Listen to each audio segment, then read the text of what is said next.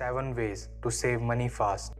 Savings करना और specially fast savings कैसे करते हैं सीखना एक्चुअल में काफी फायदेमंद हो सकता है किसी के लिए भी। बहुत सारे रीजन हो सकते हैं जिस वजह से तुम सेविंग्स करना स्टार्ट करना चाहते हो। शायद तुम्हें फाइनेंशियल फ्रीडम चाहिए, या तुम्हें न्यू लैपटॉप, बाइक या कार ही क्यों ना खरीदनी हो, और या फिर तुम एक नया घर खरीदना चाहते हो, उसकी डाउन पेमेंट के लिए तुम पैसा सेव करना चाहते हो। कोई भी रीजन हो सकता है, मगर बहुत सारे तरीके हैं पैसा सेव करने के, और उन सभी तरीकों में से 7 बेस्ट तरीके हम तुम्हें इस वीडियो में बताने वाले हैं, जो तुम्हें तुम्हारा पैसा बचाने में हेल्प करेंगे और तुम्हारे अंदर सेविंग्स की अच्छी आदत डालेंगे।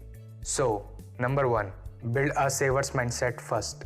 तुमने सुना ही होगा कि कुछ भी करने से पहले हमें एक फाइनल डिसीजन लेना पड़ता है कि हम जो काम करने वाले हैं उसे करके ही रहेंगे, चाहे कुछ भी हो जाए।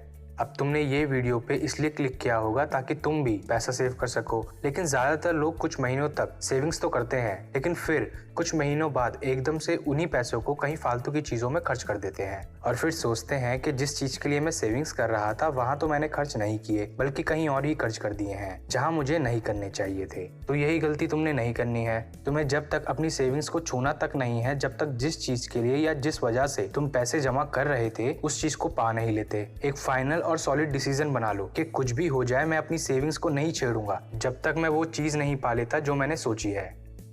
Number 2, set a date and goal. अब जब तुम डिसाइड कर लोगे कि तुम्हें सेविंग्स करनी ही है, वजह चाहे कुछ भी हो, तो अपने उस रीजन को अपना एक गोल बना लो। फिर अपने इस गोल को एक स्पेसिफिक डेट दे दो। जैसे कि आज तुमने सोचा कि मैं इस मंथ से सेविंग्स करना स्टार्ट करूंगा, तो आज से एग्जैक्ट अगले 3 महीने, 6 महीने या 1 साल बाद तक की एक डेट फाइनल कर लो। ये तुम पे डिपेंड करता है कि कितने टाइम पीरियड के अंदर तुम्हें अपना गोल अचीव करना है, लेकिन ये एक एग्जैक्ट डेट होनी चाहिए कि तुम्हें इतने टाइम पीरियड के अंदर और इस डेट तक अपना गोल अचीव करना है। अब जितने भी मंथ्स के अंदर तुम्हें अपना गोल अचीव करना है, उस हिसाब से डिवाइड कर लो कि पर मंथ तुम्हें कितना पैसा सेव करना पड़ेगा। एग्जाम्पल के लिए, अगर तुम्हें 1 साल के अंदर 1,20,000 रुपए सेव करने हैं, तो तुम्हें पर मंथ 10,000 रुपए सेव करने पड़ेंगे। अब ये सिर्फ एक एग्जाम्पल है, तुम अपने गोल के हिसाब से अपना कैलकुलेशन कर लेना। अपने गोल को एक एग्जैक्ट डेट और टाइम पीरियड देने से तुम्हारे चांसेस बहुत ज्यादा बढ़ जाते हैं अपने गोल अचीव करने के। Number 3, save first spend letter.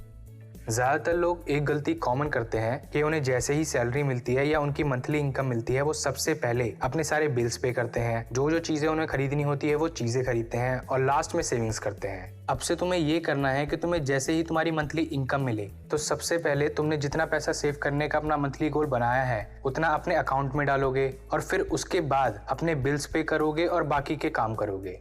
हम तुम्हें यहाँ सजेस्ट करेंगे कि तुम अपना एक अलग से अकाउंट खुलवा लो जिसमें तुम ये पैसा सेव कर सको, और उस अकाउंट का डेबिट कार्ड मत बनवाना ताकि तुम आसानी से पैसा निकाल ना सको। कोई अच्छे से गवर्नमेंट बैंक में अकाउंट खुलवा लो जहाँ अकाउंट खुलवाने की ज्यादा फीस ना हो, या फिर इसके अलावा कोई और तरीका भी चुन सकते हो। बस तुम्हारा ये गोल होना चाहिए कि तुम इन सेव करे पैसों को आसानी से निकाल ना सको, और एक बार जो तुमने अकाउंट में पैसे डाल दिए तो तुम्हें डायरेक्ट बैंक जाके पूरा प्रोसेस करना पड़ेगा, और इससे ये होगा कि तुम बैंक नहीं जाओगे, क्योंकि तुम्हें बैंक जाने के लिए भी टाइम निकालना पड़ेगा, और वैसे भी कौन इतनी भागा-दौड़ी करना पसंद करता है। तो तुम्हारा पैसा सेव रहेगा, तुम खुद चाह के भी निकाल नहीं पाओगे।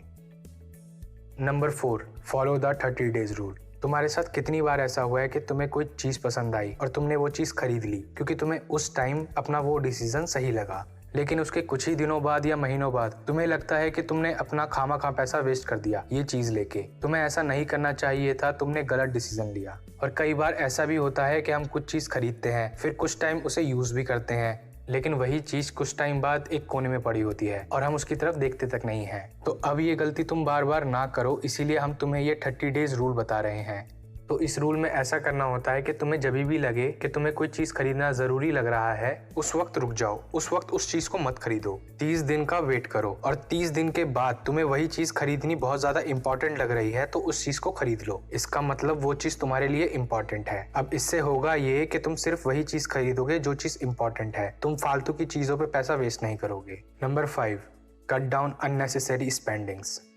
कई बार हम अपने पैसे जरूरतों के हिसाब से नहीं बल्कि इमोशंस के हिसाब से खर्च करते हैं, और ज्यादातर फालतू और अननेसेसरी चीजों में ही खर्च करते हैं। तुम्हें कोशिश करनी चाहिए कि तुम जितना हो सके उतना फालतू की चीजों में पैसा कम खर्च करो। मतलब कि अगर तुम्हें बाहर का खाना खाने की आदत है तो घर का खाना खाने की आदत डालो और पैसा बचाओ। तुम्हारी हेल्थ भी सेफ रहेगी और तुम्हारा पैसा भी बचेगा। मूवीज थिएटर में जितना हो सके उतना कम देखो जब तक कोई अच्छी मूवी ना लगी हो बाहुबली टाइप। फालतू की पार्टी से दूर रहो जहाँ तुम्हें लगे कि इन लोगों का कुछ काम नहीं है बस पार्टीज ही करना है बिना कोई रीजन के। वही पार्टीज या फंक्शंस अटेंड करो जहां तुम्हें रियली लगता है कि हाँ जाना चाहिए। बाकी ऑफिस पार्टीज से या दोस्तों की ड्रिंक पार्टी से दूर ही रहो। और कभी कभी ऐसा भी सोचा करो कि अगर मेरे पास पैसे नहीं होते या बहुत ही कम होते तो तभी भी मैं क्या ये चीज खरीद रहा होता या कर रहा होता।